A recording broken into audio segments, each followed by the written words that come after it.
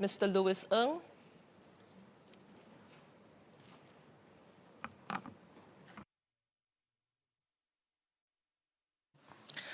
Madam, I think I now hold the record for the most number of times someone has lost the ballot for an adjournment motion. I've been trying to deliver this motion since May. But on a positive note, Minister Indrani probably had the longest time ever to consider the recommendations in an adjournment motion before it's delivered. So I'm sure and I hope she will say yes to all the recommendations from the breastfeeding mothers, many of whom are seated in the gallery above and have waited a long time for their voices to be heard in this House. Madam, my wife and I know how difficult it is to breastfeed. All three of my daughters, Ella, Katie, and Poppy, were breastfed until they were about 2 years old. My wife and I are part of a growing number of Singaporeans who have chosen breastfeeding because it increases mother-child bonding and improves the health of both infant and mothers. That said, my speech today is not about why breastfeeding is good. Indeed, some mothers cannot or choose not to breastfeed, and we should respect them all the same. Instead, my speech is about how the government can support mothers who choose to breastfeed. Let me start by sharing stories from the workplace. Many stories, because so many mothers spoke up, pleading for help and calling for change. Madam, the challenges of expressing milk at work is one of the top 3 reasons why mothers stop breastfeeding. This is based on a local survey of close to 1,000 mothers conducted by the Breastfeeding Mother Support Group Singapore earlier this year. There is one consistent theme in the stories: shame and discrimination. So many mothers told me they were asked to go to the toilet to express their milk. One mother shared, quote, "I told my management that I'm okay with pumping at my desk using a wearable pump and a nursing cover, but they told me that it was inappropriate because there are many guys in the office and asked me to use the toilet to pump instead," unquote. Another said, quote, "I was told to use the handicapped toilet and couldn't pump at my desk as my colleagues didn't like the sound of the pump," unquote. Similarly, another mother's workplace did not have a room for her to pump milk, so she asked to do so within her own cubicle. Even though she acted as discreetly as she could have, her colleagues dissuaded her from continuing because it was distracting to them. One mother shared that she wasn't even allowed to pump under a nursing cover in the meeting room. Another had to pump inside a cubicle with no fan. Quote, "I was sweating like mad," unquote, she said. Madam Lee, who was a business development executive for a medical product company, told me that she had to use the storeroom for product samples as a lactation room. To gain a little privacy, she asked for a foldable curtain. Even this small request was not entertained. Another mother said, quote, "I used a meeting room which had glass doors, so I had to pump in a blind spot," unquote. Some mothers are also made to feel bad. One shared, quote, "My bosses kept making remarks about how formula milk is not worse than breast milk and make snide remarks when I took time off to pump," unquote. Some endure physical pain because they are unable to find time to pump. A teacher shared with me, quote, "It was very common to find myself and colleagues pumping blooded milk out because we had to endure through extended hours of lessons," unquote. Madam, these stories are heartbreaking because these mothers are only trying to feed their children. The irony is that their employers speak of productivity, but failing to pump milk is in fact a major distraction for many mothers. When a breastfeeding mother fails to pump at the right time, their breast can become swollen and create sharp, burning pains. It can even cause infections. Some mothers are in a double whammy: pump the milk and be accused of inefficiency, don't pump the milk and actually become inefficient due to the pain and stress. They just can't win. In spite of these challenges, more mothers have taken to breastfeeding.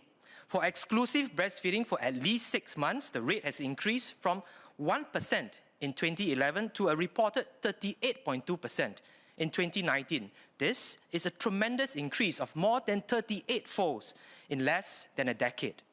We need to do right by them. In this speech, I will outline 2 things that they need at their workplaces: space and time. They need more lactation rooms and they need paid lactation breaks. Let me start with my first proposal: increase the number of lactation rooms required in buildings that contain offices and business parks. Dedicated lactation rooms are the best way to facilitate breastfeeding. Today, too many mothers are forced to use undignified spaces like toilets or storerooms. Such mixed-use spaces are often dirty or disruptive, and the stress can block mothers from expressing milk. As I shared earlier, some mothers try their best to adapt and pump at their workstation and continue working while they are pumping. Madam Yang did this and shared with me at a dialogue session a few months ago about the stress of pumping milk in places where others can watch. Some days, the stress prevented her from expressing more than 10 to 20 milliliters, even for half an hour of pumping. Not enough, she said. Madam, I wish I can show everyone here right now how difficult it is to pump with breast pump while concurrently working. I would if I could, but I can't, as I obviously can't breastfeed. And more importantly, I promised Whip I won't do any live demonstration during this speech, and I intend to keep that promise. But madam, don't just believe my words and the stories I've shared. The data backs up these stories. According to local surveys, again by the Breastfeeding Mother Support Group Singapore, 8 in 10 working mothers say that one of the things they need most is a lactation room.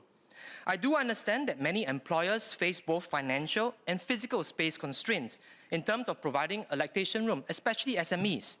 This was a point that SMS Amy Khor made 4 years ago, and I agree with her. She said, quote, "We can encourage building owners and developers to set up common family and nursing rooms that their tenants can access and utilize," unquote. As such, the call today is for building owners to provide the lactation rooms, and madam, we really have to go beyond just encouraging building owners to provide this. To really help breastfeeding mothers, the government has to mandate the provisions of more lactation rooms in buildings that have offices and business parks. Currently, MND requires only 1 lactation room for such buildings if they have a gross floor area of 10,000 square meters or more. We should lower this threshold so more buildings are required to have a lactation room. And it's not just about having 1 room, it's about having enough rooms. So many mothers have shared stories about rushing to the lactation room during their lunch break, only to find that another mother is already using it. One mother told me she would sometimes only have 5 minutes left for her own lunch after expressing her milk. Feed yourself or feed the child. So, madam, no mother in Singapore should have to make this decision. It is also clear that buildings with more occupants have higher needs. We should require larger buildings, those with a higher gross floor area, to have more than 1 lactation room.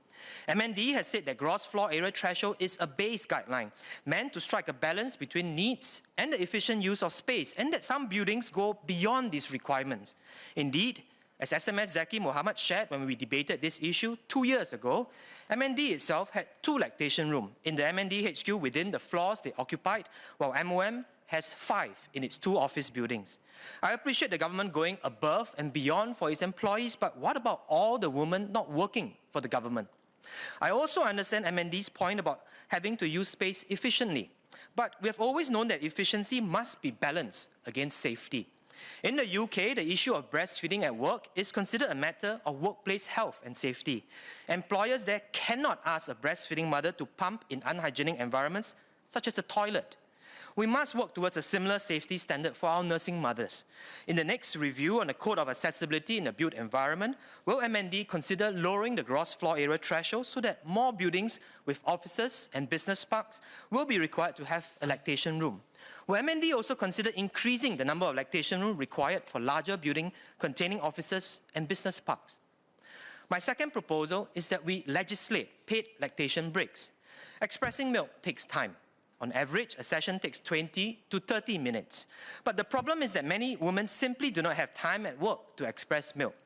In a survey, again conducted by the Breastfeeding Mother Support Group Singapore, 2/3 of working mothers had this problem. Most of them also said they could not express milk as much as they had wanted during work hours. Some mothers try to find time by multitasking, but even that comes with its risks. Madam Yap told me that milk started leaking from her hands-free pump when she was talking to a co-worker. The risk of not having dedicated time to breastfeed goes beyond embarrassing spillage. As I stressed earlier, the breasts of nursing mothers become infected and painful when milk is not expressed regularly. Over time, such irregularity also leads to a permanent decrease in milk that the mothers can supply. Mothers are worse off, and so are their children. Laws that guarantee paid breastfeeding breaks are not new or uncommon. A 2020 report on 97 countries found that 73% of countries had laws for paid breastfeeding breaks. Singapore is in the minority of countries that do not provide this. Why? I raised this at the recent COS debates, and MOS Gan replied that the need to build mutual understanding and trust between employers and employees is why Singapore does not take a legislative approach for workplace practices such as mandatory breastfeeding breaks. But taking a legislative approach is not mutually exclusive with building trust and encouraging employers. We already legislate a whole slew of protection for our workers. In addition, legislation can spark cultural change. One of the biggest challenges is that many employers simply do not think about breastfeeding at all. Legislating paid lactation breaks can spark a broader conversation about how expressing milk can be normalized and supported at the workplace. Some might say that flexible work arrangements are becoming more prevalent and that will solve the problem of insufficient breastfeeding time. Indeed, FWAs are a good thing for breastfeeding mothers. It has been reported that work from home during the pandemic enabled mothers to breastfeed longer and more comfortably than when they were working in the office. But work from home is not an option for all mothers. Many still work in the office and many more have returned to the office in recent months. We cannot leave these mothers hanging, and they still need our support. To support mothers at their workplaces, will the government consider introducing legislation to mandate the provision of paid breaks specifically for breastfeeding? Before I conclude, I want to preempt one point. Some may question whether lactation rooms and nursing breaks are a good use of resources. But we should be clear. Breastfeeding mothers are a valuable part of our workforce. Already, 20% of women of working age are not in our labour force, as Minister Tan See Leng said at the recent COS debates. Quote, there are vacancies across all occupational levels with varied qualifications and needs which could potentially be filled by this group, unquote. For breastfeeding mothers who do want to return to work, surely we can do more to ease their transition back into the workforce. Minister Tan also shared that, quote, in order to tap this segment of our population, businesses will need to consider how the jobs they offer can be more flexible and attractive to the locals, unquote. Businesses can help, but the government can too. Having a more inclusive workplace and providing more support for breastfeeding mothers might make it easier for breastfeeding mothers to re-enter or remain in the workforce. Without a doubt, one of the barriers for many mothers is the lack of time and space to produce milk to feed their children. My proposal today is about providing those things. And don't just take it from me. The many mothers I've spoken to and many mothers surveyed by the Breastfeeding Mothers Support Group Singapore say the same. NTUC has also said the provision of lactation breaks and lactation room does support breastfeeding mothers at the workplace. Aware, which published a report last year based on feedback from pregnant women and female caregivers, said the same and emphasized that legislation is needed for those practices to become widespread. Madam, we need to do more for nursing mothers and do more urgently. I would like to end this speech by acknowledging the significant progress made over the years. MHA has clarified that breastfeeding in the public is unlikely to constitute offences of indecent exposure or appearing nude in the public. MOT has made clear that breastfeeding is allowed on buses and trains, and the government will provide nursing rooms at all new bus interchanges and integrated transport hubs, as well as new MRT interchange station. MOE has said that it is committed to providing a conducive workplace for nursing mothers and will ensure that all primary schools, secondary schools, and junior colleges, centralized institutes have a dedicated lactation room. MOE has also shared that all institutes of higher learning, the autonomous universities and polytechnics and ITEs are already equipped with lactation facilities. NTUC's Women and Family Unit, HPB, and the Singapore National Employers Federation also have an employer's guide to breastfeeding at the workplace that provides employers with information on what they can do to support employees to continue breastfeeding after returning to work. The government has even provided grants to build lactation rooms. I thank all the ministries and organizations for their hard work, but we can and must go further. To this end, the Breastfeeding Mothers Support Group Singapore has done incredible work in supporting breastfeeding mothers. Members of the group have shared with me this sentiment, quote, right now, breastfeeding is tolerated. I hope we can move towards embracing rather than tolerating breastfeeding, unquote. I too hope that we can review our laws so that we can embrace rather than just tolerate breastfeeding. First, we need to increase the number of lactation rooms available to working mothers. The gross floor area threshold needs to be lowered so that more buildings are required to have lactation rooms. The minimum number of lactation rooms also need to be increased for larger buildings. Second, we need to join the majority of countries and introduce legislation to provide paid lactation breaks. Finally, Madam, I end with this quote that I hope expresses the wishes of our breastfeeding mothers. Quote, I breastfeed not because I think I'm better, not because I think less of formula-feeding mums, not because I want attention, not because I want to show my breast to others. I breastfeed because I couldn't imagine it any other way. Because my child wants to be nourished from me. Because this is what nature intended. Because this was the right choice for my family." Unquote. Thank you, Madam. Minister Indrani Raja.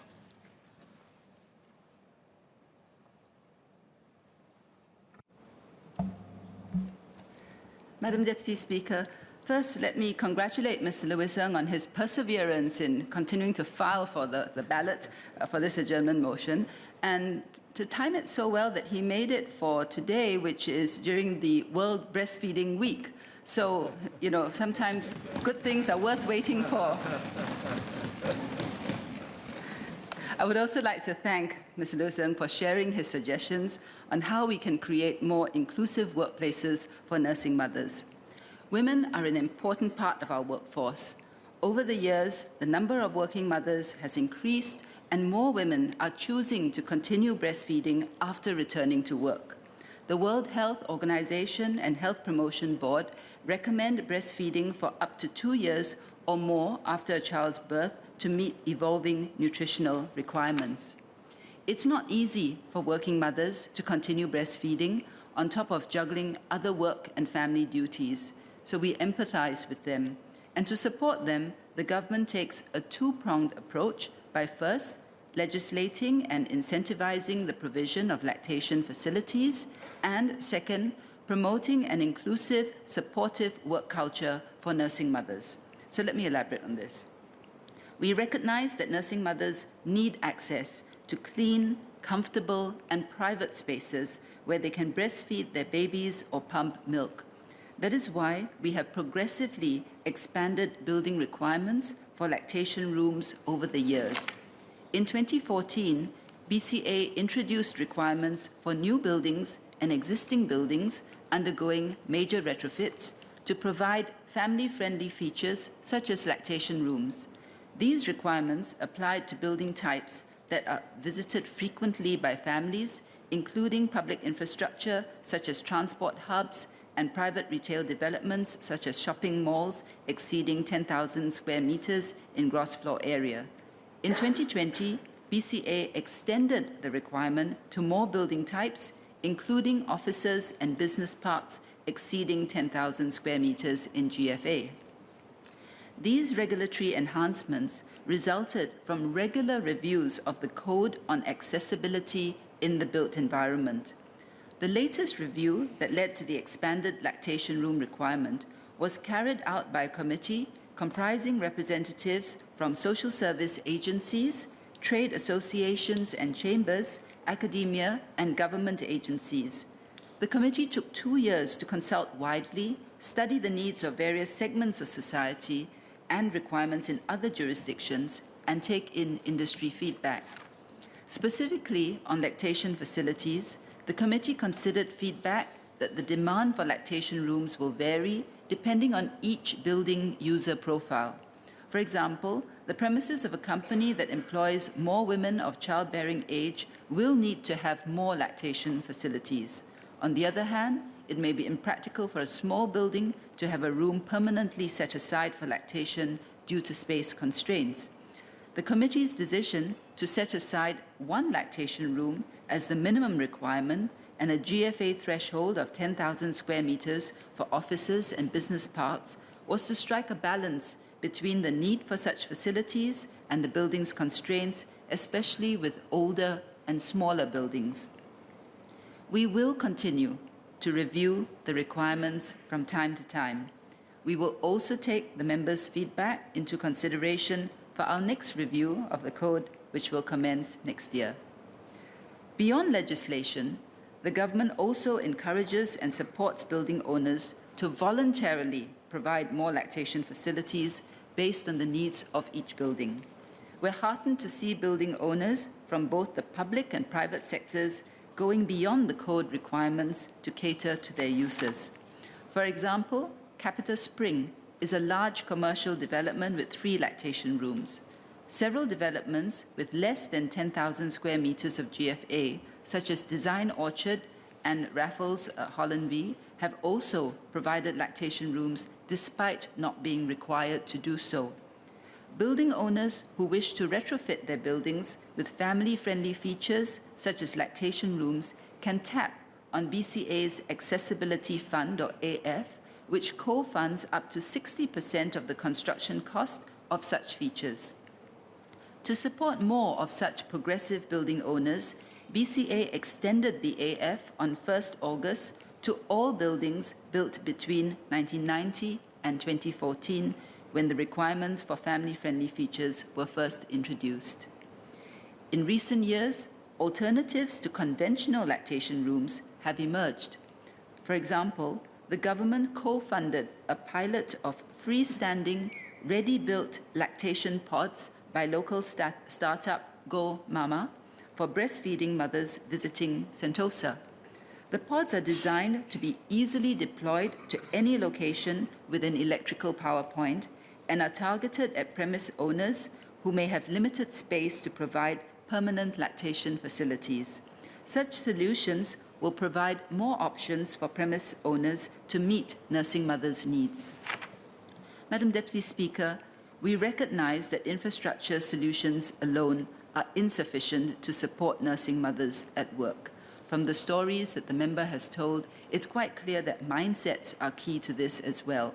So, more importantly, our work culture needs to be inclusive and supportive. Our government has implemented a comprehensive package of measures to support parents in their marriage and parenthood journey. Our working mothers are provided 16 weeks of paid maternity leave, 6 days of paid childcare leave, and 6 days of unpaid infant care leave in the child's first year. These leave schemes provide mothers time away from work to care for their newborns. We will continue to review these measures to address their needs.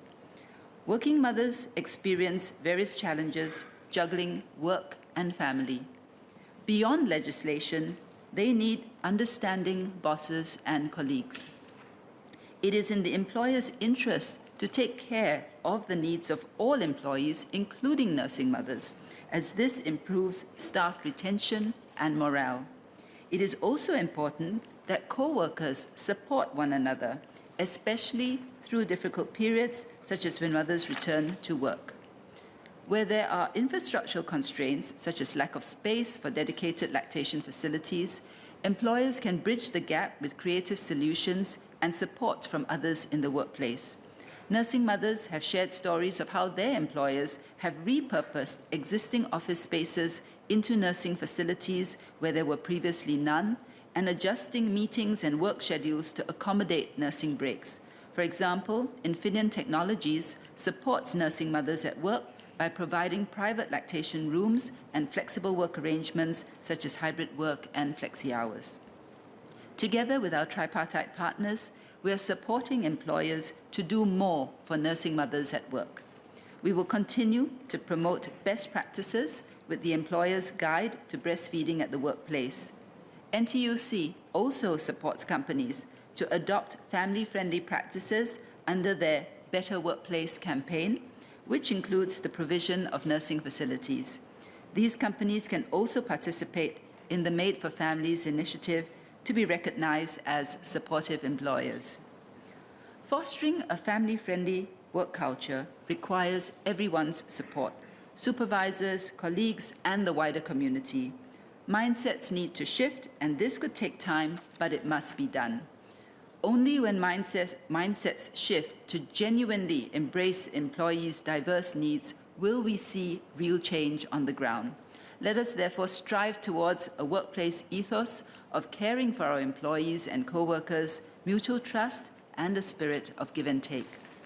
Madam Deputy Speaker, creating inclusive workplaces requires partnership with many stakeholders to provide a supportive ecosystem for all employees, including nursing mothers. We are committed to our whole-of-nation efforts to build a fairer and more inclusive society for all Singaporeans. We will also continue to engage stakeholders and regularly review to see how we can better support women both at the workplace and in their parenting journey. Thank you. Mr. Louis Ng, you're seeking a clarification? Yeah, go ahead.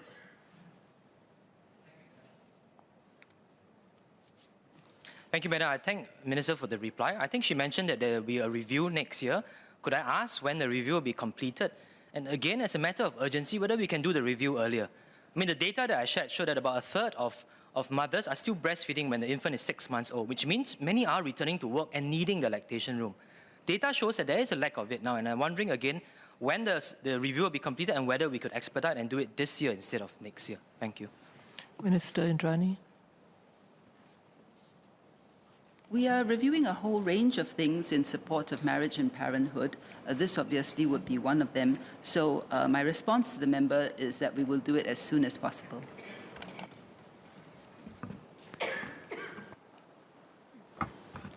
The question is that Parliament do now adjourn.